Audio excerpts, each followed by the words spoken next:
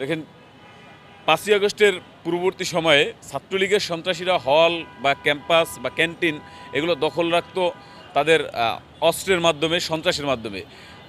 ছাত্র শিবিরের গুপ্ত সন্ত্রাসীরা ৫ই আগস্ট পরবর্তী সময়ে সেই ধারায় কিছুটা পরিবর্তন এনে মববাজির মাধ্যমে হলগুলো, ক্যাম্পাস এগুলো দখল করতে চেয়েছে।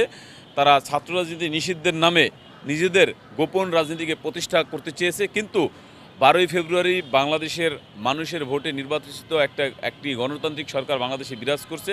সেই গণতান্ত্রিক সরকারের প্রতি সমর্থন জানিয়ে এবং গণতান্ত্রিক সরকারের যে চরিত্র, সেই চরিত্রকে ধারণ করে বাংলাদেশের সাধারণ শিক্ষার্থীরা এই মববাজদেরকে প্রতিহত করতে প্রস্তুত রয়েছে এবং এই মববাজি অনেকাংশেই সাধারণ শিক্ষার্থীরা প্রতিহত করছে। এই যে মবেস্টার মোসাদ্দেক, এবি জুবায়ের এবং শিবিরের সন্ত্রাসীরা এখনও মব করে যাওয়ার চেষ্টা করছে, কিন্তু যেখানেই মব করে সাধারণ শিক্ষার্থীরা তাদেরকে সেখানেই প্রতিহত করে। এফএইচ হলে তারা মব করার জন্য গিয়েছিল, সেখানে সাধারণ শিক্ষার্থীরা তাদেরকে প্রতিহত করেছে। জগন্নাথ বিশ্ববিদ্যালয়ে মব করার জন্য গিয়েছিল, সাধারণ শিক্ষার্থীরা তাদেরকে প্রতিহত করেছে।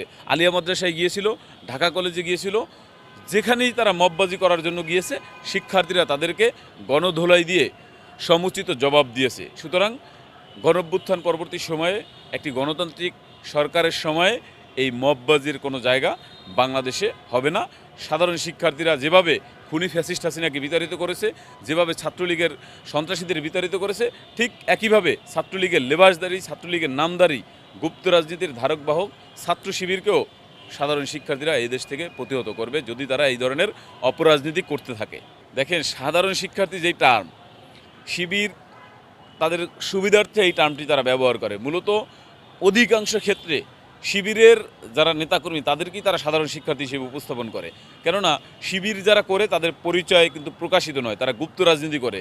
কোনো একটা শিক্ষা প্রতিষ্ঠানে 2 জন বা 5 জনের পরিচয় প্রকাশ করা হয়, বাকিদের পরিচয় গোপন রাখা হয়। যার কারণে এই গোপন পরিচয়ের মাধ্যমে তারা নানান ধরনের অপকর্ম, সন্ত্রাসী কার্যকলাপ, নৈরাজ্যকর কার্যকলাপ বা মববাজি বা ছিনতাই, জুতা চুরির মতো কর্মকাণ্ডে তারা লিপ্ত হয়। যখন তাদের পরিচয় প্রকাশ পায় তখন তারা এটাকে শিবির হিসেবে বলে। জামাতের এমপি যেই বক্তব্য দিয়েছে, জাতীয়তাবাদী ছাত্রদল বাংলাদেশের কোথাও শিক্ষার্থীদের উপর কোনো ধরনের নির্যাতন নিপীড়ন করেনি। সরকারি দল, অতীতে দেখা গেছে যে সরকারি দলের ছাত্র সংগঠন বিভিন্ন ক্যাম্পাসগুলোতে আধিপত্য বিস্তারের চেষ্টা করছে, কিন্তু জাতীয়তাবাদী ছাত্রদল 12ই ফেব্রুয়ারি নির্বাচনে বাংলাদেশ জাতীয়তাবাদী দল রাষ্ট্রীয় ক্ষমতায় আসলেও কোনো শিক্ষা প্রতিষ্ঠানে এই ধরনের প্রভাব বিস্তারের চেষ্টা করেনি। বরং শিক্ষা প্রতিষ্ঠান থেকে যাতে সন্ত্রাসী কর্মকাণ্ড, গণরুম, গেস্টরুমের যে অপসংস্কৃতি এবং জোরপূর্বক মিছিলে নিয়ে যাওয়ার যে অপসংস্কৃতি, সেই অপসংস্কৃতির বিলুপ্তি ঘটিয়েছে জাতীয়তাবাদী ছাত্রদল। সুতরাং জামায়াতের নেতা, জামায়াতের যে এমপি যেটা বলেছেন, এটা ডাবল স্ট্যান্ডার্ড তার কথা।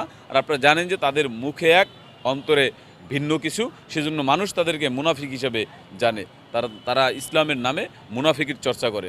মূলত তাদের নামের পেছনে যে জামায়াত ইসলাম বা ইসলামী ছাত্র শিবির, এই ইসলাম শব্দটি বাতিল করা এখন সময়ের দাবি। আমরা তাদেরকে আহ্বান জানাবো যে আপনারা এই ইসলামের অপব্যবহার করবেন না।